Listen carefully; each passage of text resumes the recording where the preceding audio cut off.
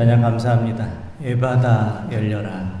주님께서 귀 먹고 어눌한 사람, 귀가 잘 들리지 않고 또 말하는 것이 서툰 사람을 치유하시면서 에바다 이렇게 하셨습니다. 귀를 열리게 하시고 또 입을 열리게 하시고, 에바다 말씀하신 주님께서 우리의 또 인생의 앞길도 활짝 열리도록 은혜 주시기를 원합니다. 오늘 말씀은 성령의 열매에 대한 말씀의 세 번째 시간, 성령의 열매 평화에 대한 말씀입니다. 주님께서 부활하신 후에 제자들을 찾아오셨습니다.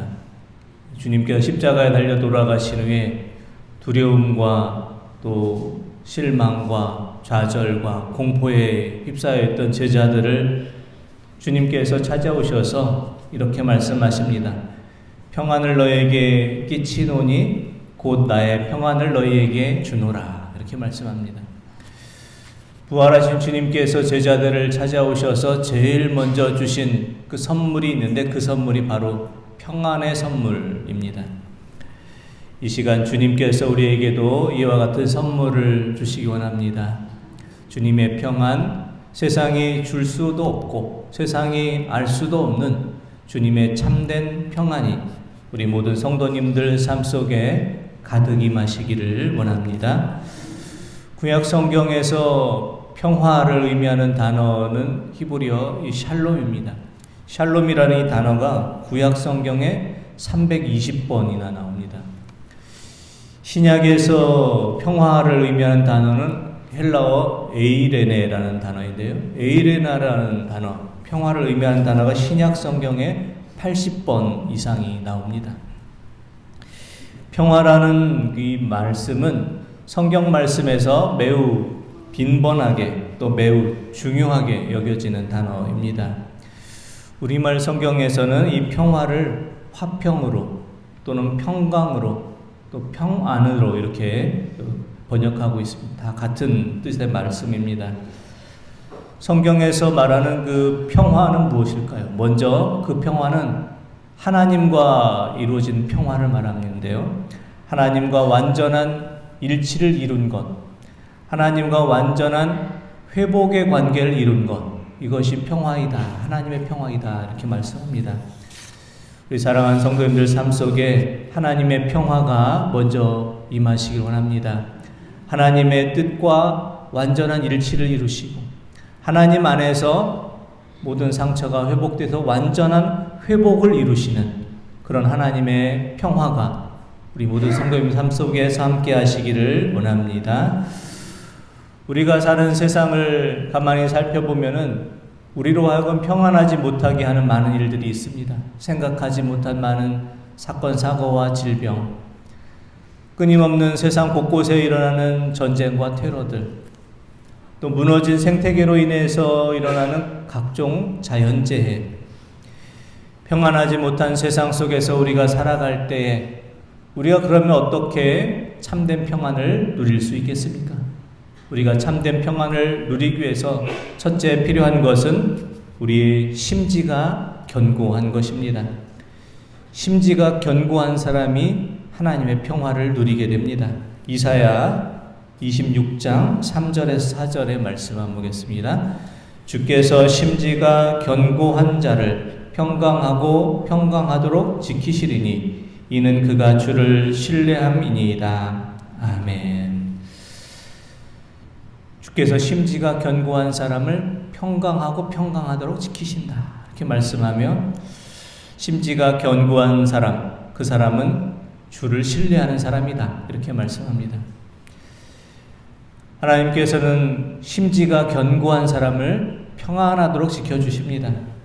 심지가 견고한 사람을 의미하는 히브리어 단어의 예체라는 그 심지라는 뜻은 마음속에 형성된 계획과 또 의향과 목적을 말합니다.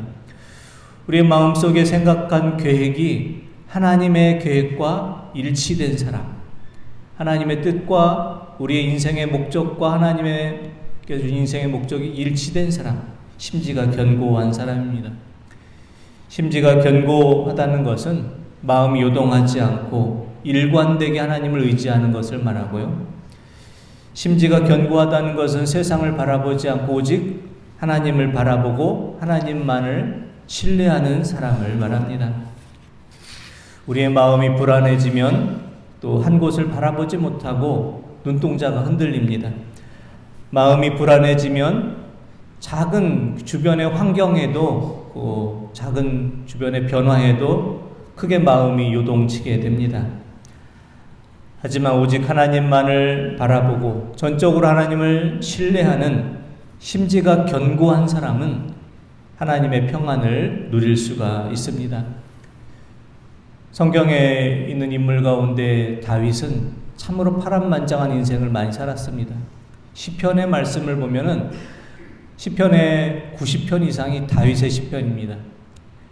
시편은 그냥 만들어진 노래가 아니라 참 힘들고 어려운 일을 겪고 난 그런 자신의 그런 고백이 담긴 것이 시편입니다. 시편의 말씀을 읽을 때 많이 은혜가 됩니다.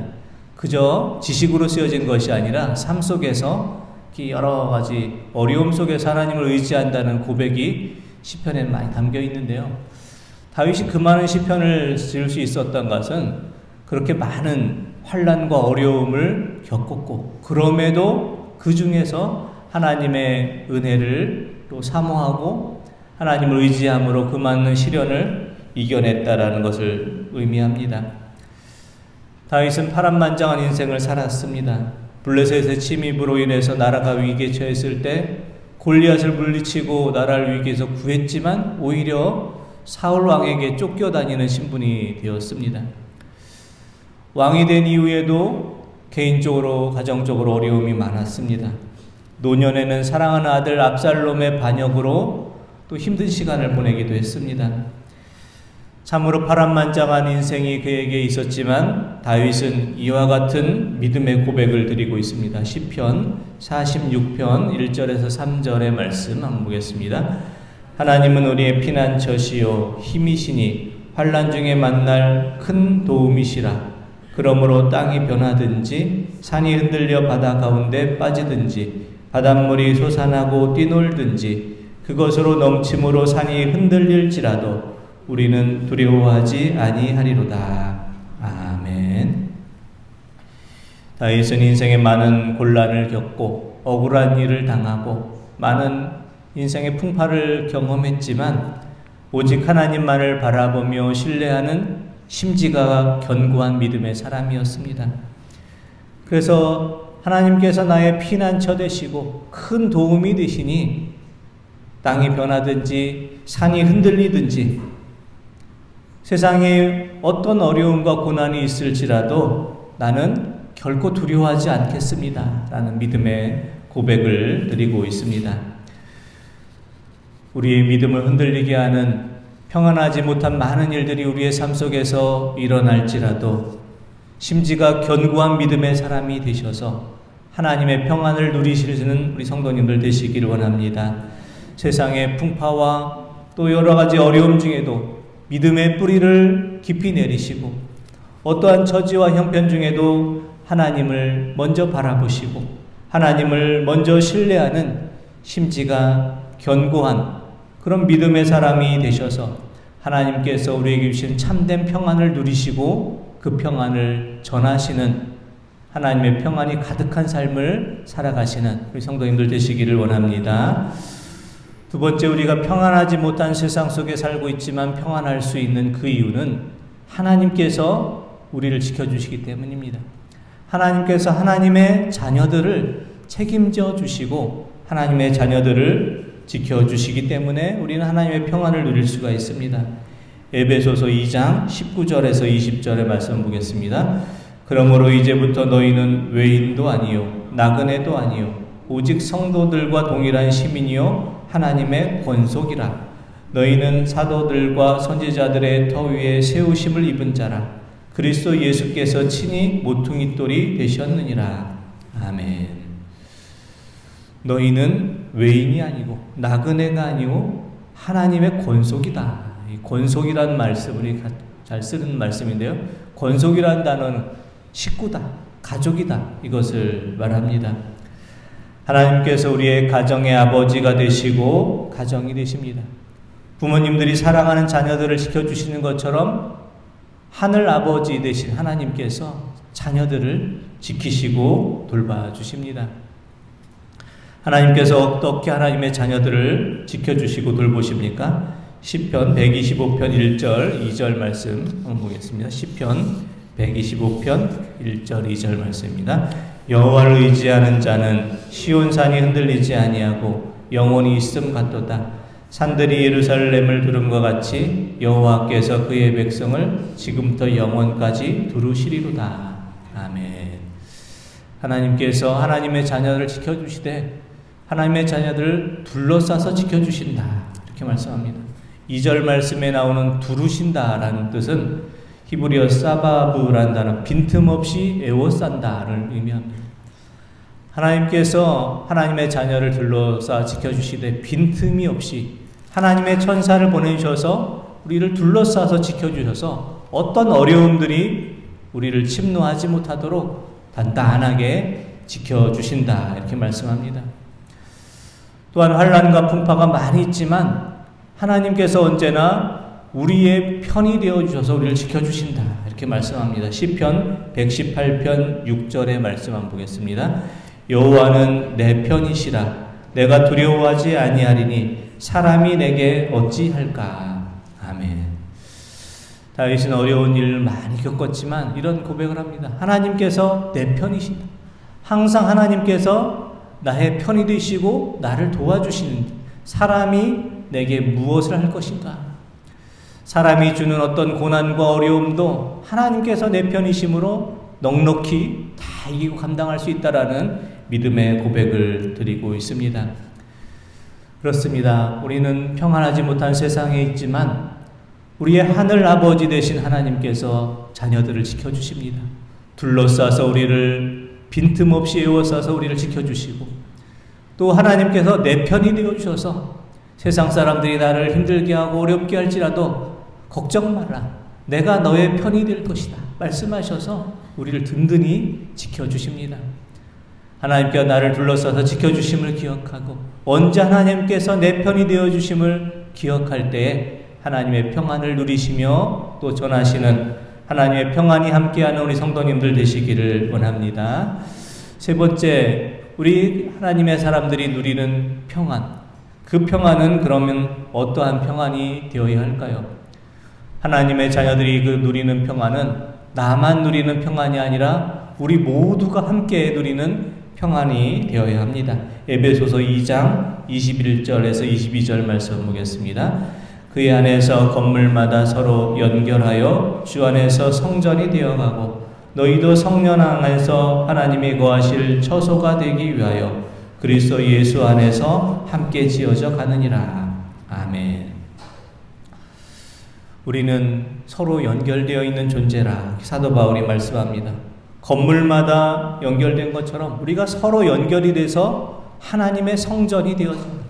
우리가 서로 연결되어서 하나님의 성전, 하나님께서 거하시는 처소가 되어가고 있다, 이렇게 말씀합니다. 우리는 서로 연결된 존재들입니다. 함께 하나님의 성전을 만들어 가고 있습니다. 함께라는 단어가 중요합니다. 하나님의 평화는 나 혼자만의 평화가 아니라 함께 누리는 평화가 되어야 합니다. 나에게만 평화가 임하고 나에게만 하나님께서 함께 하시는 것이 아니라 우리 모두에게 하나님께서 함께 하시고 하나님의 평화가 우리 모두에게 임하는 평화가 되어야 합니다. 더 나아가서 하나님의 사람은 우리가 누린 그 평화를 세상 사람들에게 전할 수가 있어야 됩니다. 평화하지 못한 이 땅에 평화를 만드는 사람이 되어야 됩니다. 그래서 단순히 하나님의 사람들은 하나님의 평화를 누리는 사람이 아니라 이 땅에 평화를 만들고 평화를 심는 평화의 사도가 되어야 합니다. 알래스카 에스키모인들에게 평화라는 단어는 원수를 친구로 삼는 것이라고 이렇게 정의한다고 합니다.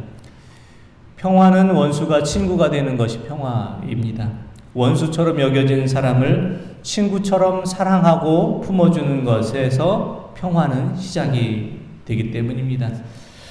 그래서 사도 바울은 우리에게 이 땅을 살아갈 때 이러한 평화의 사람이 되십시오, 이렇게 권면합니다. 로마서 12장 17절에서 18절 말씀 보겠습니다. 아무에게도 악을 악으로 갚지 말고 모든 사람 앞에서 선한 일을 도모하라. 할 수 있거든 너희로서는 모든 사람과 더불어 화목하라. 아멘. 사도 바울은 악을 악으로 갚지 말고 선한 일을 도모하고 모든 사람과 평화하십시오, 이렇게 권면합니다. 모든 사람과 평화하라라는 이 모든 사람은 누구를 말합니까? 사도 바울이 말한 모든 사람은 내가 좋아하는 사람도 포함되지만 내가 싫어하는 사람도 포함됩니다. 사도 바울이 말하는 이 모든 사람, 그 사람은 내가 사랑하는 사람을 뿐만 아니라 우리가 미워하는 그 사람까지도 포함하는 것입니다. 우리가 더불어 평안을 누려야 될 사람은 모든 사람입니다. 우리와 관계가 불편한 사람, 관계가 서먹서먹한 사람, 관계가 어색한 그런 사람까지도 다 포함해서 하나님의 평화를 우리는 함께 누려야 합니다.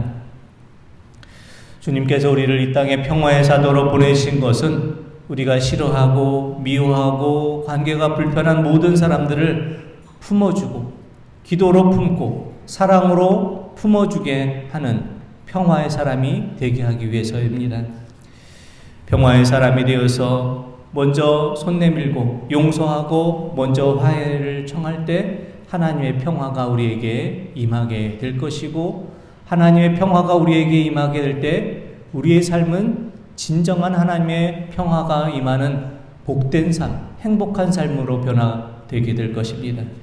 심리학자 칼 융은 이렇게 말했습니다. 마음의 평화는 모든 질병과 마음의 상처를 치료해 줍니다. 마음의 평화를 이룬다라는 것은 단순히 마음속에서 평화로운 그걸 말하는 것이 아니라 우리의 육체적인 질병과 마음의 상처까지도 다 치료해주는 그 시작이 마음의 평화로부터 시작이 된다, 이렇게 말했습니다.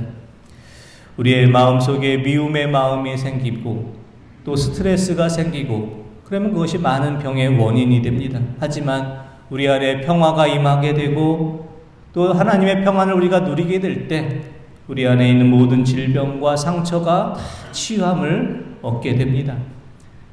그러므로 우리가 평화를 누리고 우리가 평화할 때 우리는 먼저 평화가 주는 많은 유익을 누릴 수가 있게 됩니다. 하나님께서 주시는 평화는 우리 모두가 더불어 함께 누리는 평화입니다.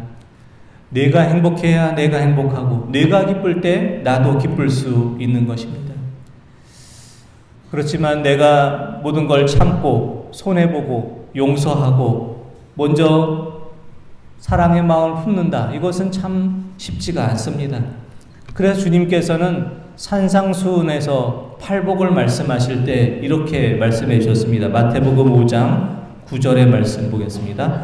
화평하게 하는 자는 복이 있나니 그들이 하나님의 아들이라 일컬음을 받을 것이미요. 아멘.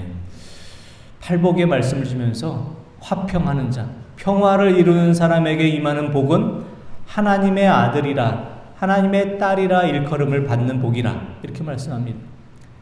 우리가 사는 세상은 결코 평화하지가 않습니다. 우리가 사는 세상에서 이루는 평화는 눈에는 눈, 이에는 이, 나에게 해준 것만큼 갚아주고 내가 당한 것 이상을 갚아주면서 그것을 평화라고 말합니다. 힘으로, 무력으로 다른 사람을 억누르고 힘센 나라가 힘약한 나라를, 힘센 사람이 약한 사람을 누르는 그런 평화를 우리는 말하고 있습니다. 하지만 하나님의 평화는 그러한 평화가 아닙니다. 내가 선 내밀고 내가 참아주고 내가 먼저 품어주고 내가 그를 안아주는 평화입니다. 헨리 나우엔이 이야기한 예화 중에 이런 이야기가 있습니다. 어느 마을에 독일 나치 시대 유대인 청년이 마을에 숨어 들어왔습니다. 나치 군대가 마을을 포위하고 그 청년을 내놓으라고 말합니다. 그 마을에 있던 지도자가 하루만 기도해보고 그렇게 결정하겠다 말합니다. 마을에 있는 그 청년, 생명이 위급한 청년을 나치의 그 군대에 내줄 것인가 말 것인가 결정하기 위해서 기도하고 성경 말씀을 보다가 한 사람을 내어주고 평화를 유지하라, 그런 성경 말씀을 읽고서 그 사람을 내어주었고 그 사람은 잡혀가서 죽게 되었습니다. 그날 밤에 그 사람을 내어준 그 마을의 지도자에게 주님께서 환상 중에 임하셨습니다. 내가 내어준 그 사람이 메시아였다, 이렇게 말씀합니다. 그 사람이 이렇게 말합니다. 그 사람이 메시아인 걸 제가 어떻게 알 수 있습니까? 내가 아무리 기도하고 성경을 보아도 알 수 없다. 그 사람의 그 젊은이의 눈을 내가 바라보았다면, 그 젊은이의 눈을 내가 쳐다보았다면 그 사람이 메시아인지 너는 알아챌 수 있었을 것이다, 이렇게 말씀합니다. 우리에게 평화가 임하기 위해서 사람들을 우리가 지식으로 또 성경 말씀을 아무리 본다고 평화는 이루어지지 않습니다. 그 사람의 손을 만져주시고 눈을 바라봐 주시고 우리의 마음을 열어주시기 바랍니다. 우리가 참고 손해보고 용서하고 사랑하고 평화를 이루어줄 때 하나님께서는 참으로 내가 나의 아들, 딸이 맞구나, 이렇게 말씀하실 것입니다. 우리가 세상에서 살아가며 참고 손해보고 용서하고 또 사랑하며 평화를 이룰 때 세상에서 믿지 않는 사람들이 우리를 보고 아, 저분은 하나님을 믿는 하나님의 사람이 맞구나, 이렇게 말씀해 줄 것입니다. 사랑하는 성도님들, 가정과 모든 삶의 발걸음 위에 성령께서 주시는 열매, 평화의 열매가 함께 임하시기를 원합니다. 심지가 굳은 마음으로 하나님을 바라보고 하나님을 신뢰함으로 하나님의 평화가 임하기를 원합니다. 하나님께서 하나님의 자녀를 지켜주심으로 하나님께서 우리를 둘러싸서 지켜주시고 하나님께서 내 편이 되어주심으로 하나님의 평화가 임하기를 원합니다. 우리의 평화가 궁극적으로는 나만 누리는 평화가 아니라 함께 누리는 평화가 되셔서 먼저 용서하고 품어주고 안아주고, 그래서 하나님께서 우리에게 말씀하시는 그 평화를 이루시기를 원합니다. 그래서 믿음이 있는 곳에 사랑, 상처가 있는 곳에 용서를, 분열이 있는 곳에 일치를, 의심이 있는 곳에 믿음을, 절망이 있는 곳에 소망을, 슬픔이 있는 곳에 기쁨을 심는 평화의 사도가 되시는 우리 모든 성도님들 되시길 원합니다. 기도드리겠습니다. 하나님 아버지, 우리가 사는 세상은 평안하지 못한 세상입니다.